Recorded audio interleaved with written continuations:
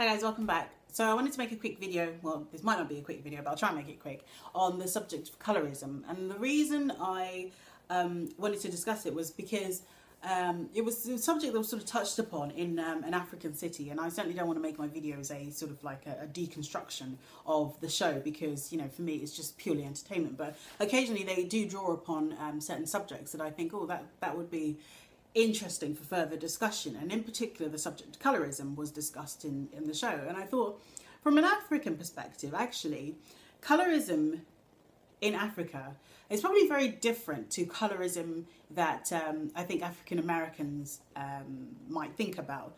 And so what I mean is that colorism feels like it's a very US construct.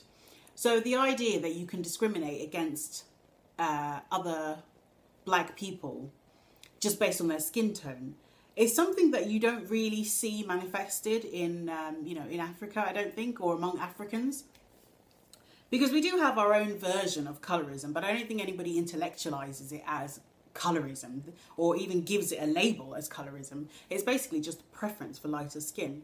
And if there are actually any sort of tensions within the race, or within the nationalities, it's not actually based on colorism, it's mostly based on tribal differences.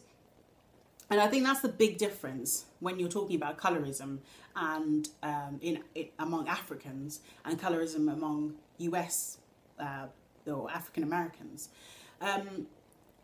Among Africans, we do have a preference for lighter skin, but that preference doesn't manifest itself into I'm going to make this dark-skinned person feel so terrible about themselves that they wish that they were not as dark as they are. And I know that you do get stories of you know, very dark-skinned Africans who do feel like, oh, I want to bleach my skin and, you know, make myself not be so dark. And I know that Lupita Nyong'o actually spoke about it as well. But I think that, and you know, I can't speak for Kenya because I haven't been to Kenya. I'm only talking about West Africans because all my friends are West African, so that's all I can talk about. But when I think about the conversations that we've had, you know, either intentionally around colorism, well, actually, no, very rarely do we have intentional conversations around colorism. Colorism just kind of, you know, sort of crops up in conversation. So, you know, and for the most part, we're laughing about the sort of ignorance that comes with, you know, the preference for lighter skin. Like I remember when I was a kid and one of my aunts or, you know, a family friend maybe had a baby, and that baby, you know, all black babies, when they come out, they all kind of like fairly, I don't know, this weird sort of washed out brown colour. And I remember one of the aunts, or maybe family friend, could have been, it's been a long time ago, but was commenting on the colour of the baby's ears and saying that the baby was going to be dark skinned because the ears, in contrast to the rest of this sort of washed out brown sort of colour that the baby was, were very dark. And I you know, you pick up as you go along through the years these kind of conversations around dark skinness, and you sort of recognise that actually there is a preference for lighter skin, even though it's never really openly expressed as, you know, as a preference for lighter skin. It's kind of, you know, little sort of subliminal messages come across to you when you're a child, and obviously as you become an adult they become more explicit, so you understand them a little bit more in detail, so they are more explicit. But you know, when we talk about preference for lighter skin, it manifests itself in you know, the sort of the bleaching creams and the, you know, these skin lightening creams. But it's really just the preference for lighter skin is really, or the use of bleaching creams, I should say, are really kind of used for the purposes of, you know, I think for a lot of women, they're sort of seen as part of their beauty regime. They're not actually seen as, oh, I'm using this bleaching cream, you know, to make myself lighter skinned because I don't love myself or I don't love my blackness. It's actually, I love my blackness, but I would prefer this lighter version of blackness. And that's kind of how it sort of like, it comes across. So it's not really a case of, you know, I don't think a lot of dark-skinned people get insulted or, you know, made to feel terrible about their skin in the way that it might appear among African Americans. And I think in particular when I was watching Dark Girls, this documentary, if you haven't seen it, then it's on YouTube. I'll post a link below. It's a pretty powerful documentary. I mean, in a way, I was kind of watching it maybe at a little bit of a distance, because a lot of the stories I could recognize, but I couldn't really put myself in the shoes of those people, because I'd never really felt that deep sense of dislike or deep sense of discrimination as a result of the darkness of my skin. And obviously you can see I'm a dark-skinned woman, I mean, but I never felt like my darkness was a particular issue.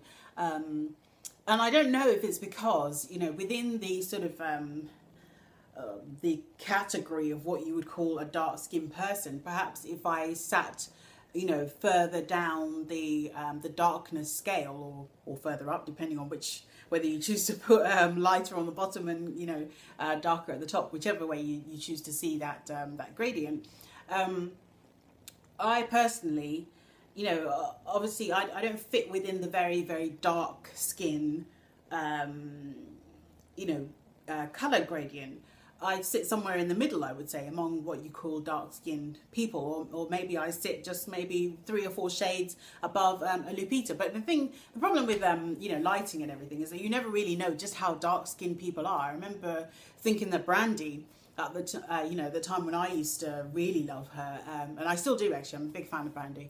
I always thought that Brandy Norwood was a dark-skinned sister, and it's only now when I see her I'm like, what was I thinking? She obviously wasn't dark-skinned. But yeah, so you never really know how dark-skinned people are until you actually meet them. But I think that I'm only using natural light, so hopefully this is and looking at myself now, I think I'm on camera, the colour that you're seeing on this video is the colour that I am. So yeah, I think you know, for me, it just doesn't feel like it's a conversation that really has been picked up by Africans, because, you know, like I said, a large part of our sort of tensions come from being coming from different tribes, or coming from different parts of the country, and have nothing really to do with the dark-skinned element. So I just wanted to know from any Africans who are watching, like, what's your experience of being dark-skinned, if you are dark-skinned or if you're light-skinned, what your experiences are in that sort of colorism debate. You know, would your family see it as colorism by definition, i.e. to discriminate against people within your own race based on skin tone? Do your family see it in that way? Do they intellectualize it in that way? And if they do, you know, sort of give me examples of how they've done that, so that we can get a different perspective, because I feel like a lot of the time that the US does dominate the debate around race, just by the very nature of, you know, the history of African Americans in the US. But it'd be nice to hear different perspectives from other people across the world. But yeah, that's the end of my conversation. If you have any questions, any comments, well, like I said, leave them in the comment box and I'll try to reply. Thanks. Bye.